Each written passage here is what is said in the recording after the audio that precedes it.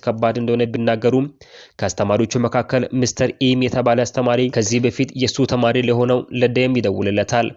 ዴምም ስራ ፍለጋ ላይ ስለነበረ የመጣለትን ጥሩ አጋጣሚ ተጠቅሞ ስራውን ለመስራትም ይስማማል።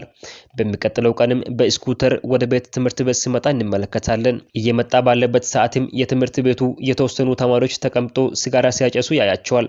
እሱም እንዳያጨሱ ቢመክራቸው እነሱ ግን በቀላሉ ሊፋቱት አልፈለጉም።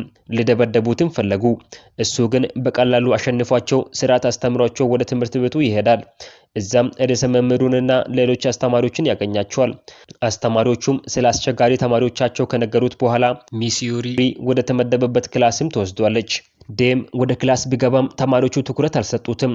እሱም በዚህ በጣም ተናዶ ትኩረታቸውን ለመሳብ ስል የያዘውን ማስታወሻ በጠረጴዛው ላይ ሲመታ ሁሉም ተማሪ ዝም ጸጥ ረጭ ብሎ እሱን መከታተል ይጀምራሉ። ከተማሪዎቹ መካከል ሲያጨሱ ያገኛቸው